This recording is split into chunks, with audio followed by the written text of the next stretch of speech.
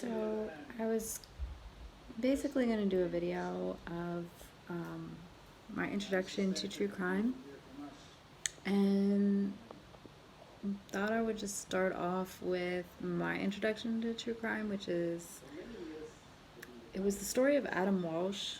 I was a little kid, and Adam Walsh was a story that everyone was impacted by. Um, he was basically, his birth date was November 14th, 1974. He was abducted from the Sears department store at the Hollywood Mall in Hollywood, Florida on July 27th, 1981. And his severed head was found 2 weeks later in a drainage canal in St. Lucie County, Florida. You may have heard of Adam because his father, John Walsh, is, he's very well known. He did a program about finding killers and bringing them to justice. He's been, on many programs. He had his own show, which I don't remember the name of at the moment.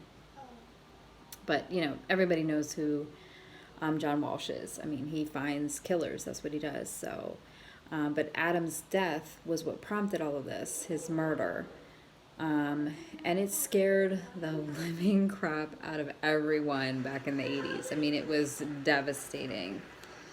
So, I basically just wanted to talk about it because that's what kind of prompted me to be interested in true crime. It scared the crap out of me. I mean, every kid has been to the mall with their parent, especially back in the 80s. I mean, that's what we did. You went everywhere your parent went. And, as being kids of the 80s, Sears was a store that we've all been to. So, basically his murder was what prompted me to be interested in true crime. America's Most Wanted is the show. I couldn't think of it at the moment. It was America's Most Wanted, and now he has a show on ID called In Pursuit, and he actually runs it with his other son. And actually convicted killer Otis Toole was the actual convicted killer of Adam. And he was never actually convicted due to loss of evidence and a recanted confession. So he was along with the Henry Lee Lucas. Henry Lee Lucas was a friend of his or whatever, and they did crimes together. But Henry Lee Lucas, he confessed to many, many, many, many crimes, but he was never actually, none of those actually came to fruition. It was really a weird situation. So him and Otis Toole were actually connected to a lot of crimes, but they were never actually, Otis was never convicted of Adam's murder. He died in prison of liver failure in September of 1996, and no new evidence has come forth since then. Police announced the Walsh case was closed, and they were satisfied that Toole was the murderer. So they really, there was even some speculation back. I remember some talk of Jeffrey Dahmer possibly being involved. But I mean, Jeffrey Dahmer, as we all know, he was really into, teenage to younger, 20-year-old men. So really, Adam wouldn't have fit his victim, that his normal victim they would have. But in any case, Adam Walsh's story really, when I thought about talking about true crime and starting a channel, Adam Walsh's story was kind of like coming up as my as what prompted me to want to be interested in crime and true crime, to be exact. I remember reading my mom's People magazine, and they would have different stories in there. But the Adam Walsh murder was heavily covered by media because it was terrifying. I mean, you're talking about the 70s, the 60s, 70s, that was when Ted Bundy kind of came along and did all his crimes, and hitchhiking was really it's oh, well, these girls were all hitchhiking, and it was the 70s and blah blah blah, and it was okay, these are kind of, I mean, they're all innocent women, don't get me wrong, they were all innocent victims, but Adam Walsh was kind of oh my god, this kid was literally with his mom in a fucking department store, and being murdered and taken and murdered somewhere. So it really was just terrifying. I mean, you know, you can't think of anything worse. It's just horrifying. So it kind of hit home, and you know, the fact that it was in Hollywood, Florida. I mean, you know, at the time, Hollywood, Florida was kind of small town, you know, and I mean, it's just in the freaking 80s, you know. I mean, this is when it kind of all popped off, guys. I mean, like the whole true crime phenomenon just kind of started from here and just kept rolling on. Obviously, there were murders and crimes before that. I mean, you know, the Manson murders, all of that. But this was really just kind of spotlighting and highlighting the murder of just a truly innocent child. I mean, obviously before this, there was the Johnny Gosch story and, you know, all of that which occurred. And, you know, there were many other crimes, you know, that were, you know, going on in the midst of all this. But I think the Adam Walsh was the first one that really started media coverage. It was on the news. It was on the nightly news. I mean, we were sitting there watching this as a family at dinner in the 80s. So this is kind of where it started for me, to be honest with you. And, you know, ever since then, I've followed different stories, cases.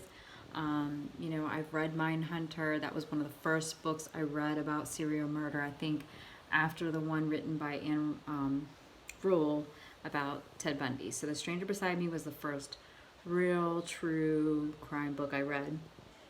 I also read Aphrodite Jones' book about Shonda Scherer, the girl who was murdered by her friends. That one was crazy. And then there was another one, Dr. Jeffrey McDonald, which I followed heavily. A friend of mine was really interested because she has family members that were stationed in North Carolina where he murdered his family.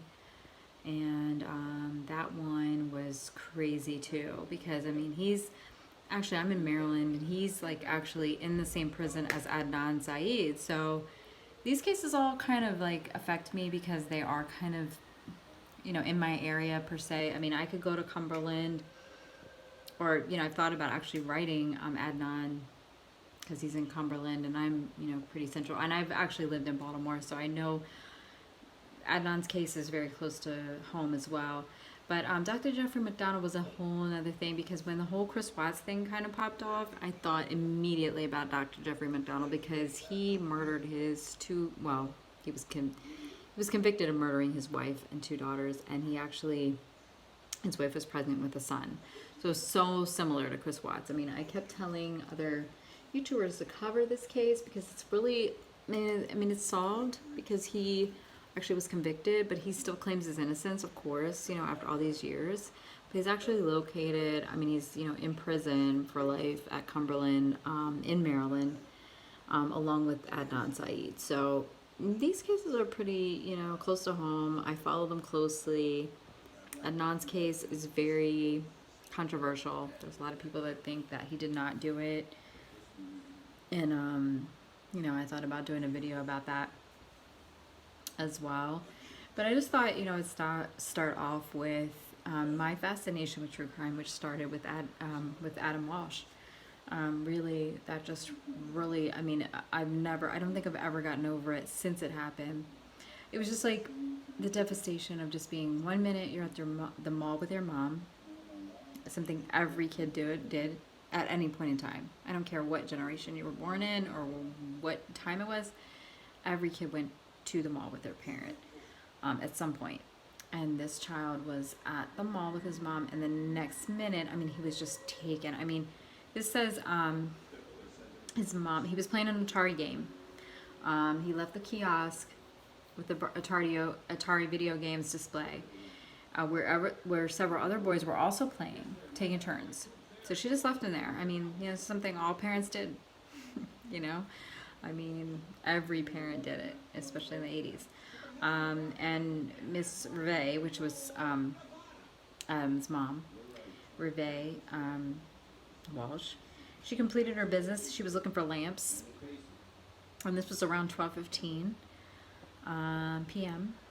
on the July 27th. So it was summertime. I mean, it's the Miss of Summer. It's Florida in the 80s. I mean, no one's really thinking that someone's going to take your child. I mean, it's just horrifying. She returned to find that Adam and the other boys had disappeared. So all the kids were gone. So she just thought maybe they all went to another location. The store manager informed her that a scuffle had broken out over whose turn it was. So they had fought over whose turn was next. A security guard had demanded them to leave the store, which I'm sure the security guard, he had no idea what he was setting up, basically. He asked the boys if their parents were there, and they said that they were not. Adam's parents later conjectured that he was too shy to speak to the security guard, which I can see that happening. My brother would probably do the same thing. He was with the other kids, so he tried to act cool, like, oh yeah, my mom knows my mom's not here, probably trying to act cool. And the security guard, who presumed that they were in the company of the other boys, he said, he made them leave. They all entered the west entrance, which was the Sears entrance. And his parents believed that the other boys dispensed and left him alone at an exit to the store. So the other kids were probably together. Maybe they were brothers, maybe they're friends. They were all together, and they left the little kid Adam by himself. So he's probably the youngest of them, and they just left him. Meanwhile, unable to find Adam in the toy department, because that's exactly, I lost my son before in the mall, and that's exactly where I went. I went to the toy department, and she could not find him. She, by coincidence, ran into his grandmother, who helped her search for him. So, and this is something also that's happened. I've been in the store with my mom before. We've run into family members before. We have a large family, so, we run into them in the mall before.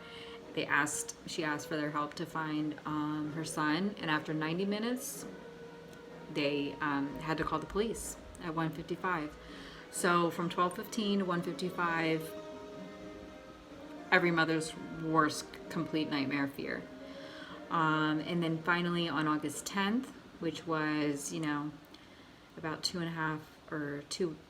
weeks later, a severed head was found in a drainage along canal alongside the Florida Turnpike in Vero Beach by Detective Ralph Latimer, an unknown deputy of Indian River County, almost 130 miles from Hollywood. So 130 miles from where he was taken is where his head was found. And that was in St. Lucie County. The divers searched the canal, and on the morning of August 11th, John and Reve appeared on national television say they still hoped Adam was alive. And a $100,000 reward had been posted for his safe return. And then the recovered remains were positively identified as Adam's, because, back then we didn't have ways to really determine, we didn't have DNA, none of that existed. So it was really just a waiting game of, yes, we found this head. We don't know that it's Adam. But it was actually identified as Adam on the morning of August 11th. It was terrible. I remember seeing that on the news and just thinking, because up until that point we really had faith that maybe this kid, maybe somebody took him, maybe it was somebody was holding him up, maybe somebody was just, back then we wwe so naive. We didn't know. I especially, I was a kid, so I really thought maybe he just, maybe somebody told him, oh, you can come to my house and play video games. Who knows? Somebody just was nice to him and took him. And he thought, next thing you know, maybe he'll be found. But he was not, he was dead the whole time, And the coroner ruled that Adam's cause of death was asphyxiation. So he was strangled or suffocated to death. And the remains suggested Adam had died several days before the discovery of his head. So, the killer had previously kept him alive for a little bit of time. Possibly, and who knows what Adam endured. I'm sure his family has tremendous nightmares about what he endured. We can only hope that maybe, possibly, he was killed a lot earlier than that, but it's just horrifying. The rest of his body has never been recovered. So, I gotta tell you that this is really what just popped it off for me, to be honest, because I just thought, this is just so horrible. Can't imagine ending your life and having your end of your life be your head is found. It's horrifying. It really is. But, we can only hope that maybe Adam was possibly killed a lot sooner, and then they just happened to find his head a lot, around that time. Because, July 27th to August 11th, that's a long time and it says a couple days prior to the 11th. So, I mean, what are they talking, like the 9th or the 8th, which means he endured almost a week of abuse and torture. We don't know. But I think, you know, as a parent, I would say I would try to assume that maybe he didn't go through all of that and maybe he was killed like right after. God, it's just terrible. I mean, it's horrifying. It's horrible, horrible, horrible. So, John and Hervé personally believe that the Hollywood Police Department botched the treatment of Adam's disappearance. First, the missing persons investigation, then the investigation into his murder. And this is why we have certain things in stores now, you know, oh God, what's it called? You know, when some kid goes missing and they call it into the front office or over the overhead, it's some kind of alert. And I think it's even called Adam Alert or something like that. Adam something. So after the investigation, police have eventually concluded that Adam was abducted by the Otis Toole, and then he was abducted near the front exterior of Sears after being instructed to leave by the security guard. So the security guard telling them to leave made Adam vulnerable to this psycho. He lured him into his white 1971 Cadillac with a damaged right bumper with promises of toys and candy. Like I said, maybe he said, you know, you can come to my place and play video games all you want, and I'll, you know, tell your parents to pick you up. You know, killers, they're very savvy. Most of them are very, you know, he probably said, oh, your parents can come pick you up. It's fine. Don't worry. I told them you're with me. It's all fine. You know, I mean, we've all seen this happen time and time again. And then he proceeded to the drive north on Interstate 95 toward his home in Jacksonville.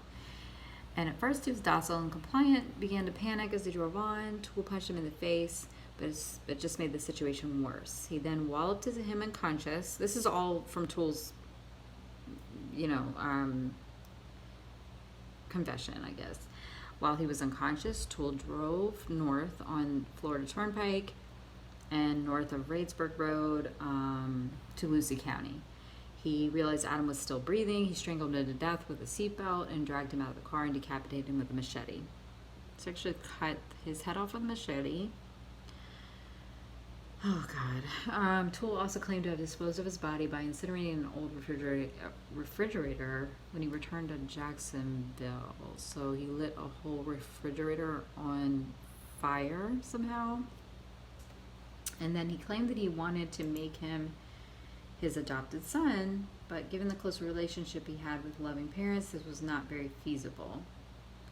So I'm sure he said that just to make, you know, John Walsh feel better that, oh yeah, I really wanted him for my son. No, he definitely did not want this child for his son. He wanted to manipulate him, torture him, and do weird things with him, and then kill him. So determining the source of the blood found in the car was not possible. Again, like I said, this was 1981, so none of that was happening. The police lost the blood-stained carpet from the car. The machete, he said he used to decapitate Adam, and eventually the car itself. Toole, a confidant of convicted serial killer Henry Lucas, repeatedly confessed and then retracted accounts of his involvement. So he played a whole game with the police, like, oh yeah, I'm going to tell you what happened, and they would tell him, and then he'd bring it back and say, oh yeah, I really didn't do that, I was just, you know, playing with you, I was just trying to get lesser time, whatever. He was never charged in Adam's case, although he provided seemingly accurate descriptions as to how he committed the crime, and that's why people do consider him to be the actual killer, because he really had plenty of real evidence that consistent with what police believe happened to what actually they believe occurred. And several witnesses also placed him in the Hollywood area in the days leading up to Adam's disappearance. So he was seen in the area, which means that most likely he was, you know, the person who was responsible. And in September of 1996, he died in prison of cirrhosis at the age of 49. While serving a life sentence for other crimes.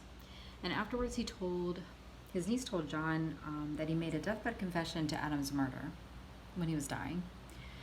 His confession was viewed as unreliable since Lucas he confessed to or implicated himself in more than 200 different homicides. He was just like Henry Lucas. He was just saying he killed multiple people, many people.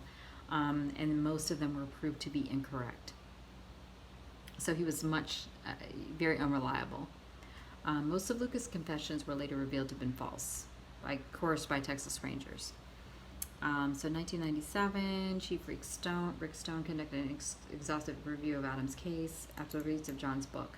So of course, John Walsh, like I said, he's highly recognized as trying to solve other crimes. He's really, done really a lot of help for other families trying to bring resolution to their cases, with his show and this book that he wrote.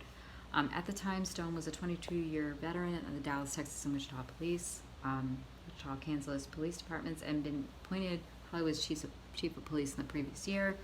Although the crime happened 16 years before the time of his review, he provided analysis of the evidence, including reviewing taped interrogations of Toole by Hollywood police detective Mark Smith.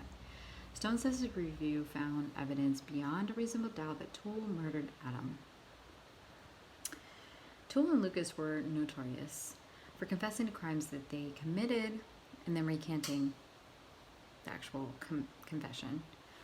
2007, Jeffrey Dahmer was arrested in 1991 in Wisconsin for killing more than a dozen men and boys. And he was also named a suspect, as I already brought up. He was living in Miami Beach at the time. 2 eyewitnesses placed him in the mall on the day Adam was abducted, which is crazy. I mean, how can this be that more than one killer in the area at the time of this crazy case? Lionel Dahmer, the father of Jeffrey Dahmer, called the AMV hotline not too long after his son's arrest. He said that while his son was never convicted for it, he believed his son was a pedophile. So his own father actually reported that he thought Jeffrey could be involved with this. One claimed to have seen a strange man walking in the toy department where Adam was abducted. The other said he saw a young blonde man with a protruding chin throw a struggling child into a blue van and speed off. Okay, so that sounds very much like Jeffrey Dahmer. He had blonde hair at the time, and I'm not sure if he had a blue van, so that would be something,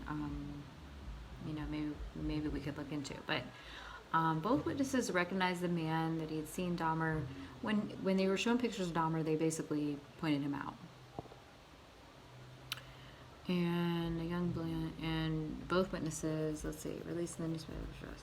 Reports show that the delivery shop where he worked had a blue van at the time. Okay, so there's that. He preyed on young men and boys, the youngest being 8 years older than Adam. His modus operandi was including severing victims' heads, because he did that. I mean, that's been documented. When interviewed about Adam, he repeatedly denied involvement in the crime. He says, "I've told you everything. How I killed them, how I cooked them, who I ate. Why wouldn't I tell you if I did something else?" After the rumor resurfaced, John stated that he had seen no evidence that linking Adam to Dahmer. And that makes me feel like Dahmer really didn't do it, because when Dahmer confessed, he confessed to everything. I mean, he confessed to stuff that I would never want to hear again. I mean, really. So I believe that if he had done that to Adam, he would have confessed to that as well. So on December 16, 2008, Hollywood Police Chief Chad Wagner, he was a friend of John Walsh, announced with him present the case was now closed. External review had been conducted, and they were satisfied Toole was the murderer. So they really believe that, and it's been, documented and talked about and speculated about, but Otis Toole has been basically recognized as the murderer of Adam Walsh back in 1981. There was a film that was made about the murder of Adam in 1983. It was based on the kidnapping. It was terrifying, guys. I mean,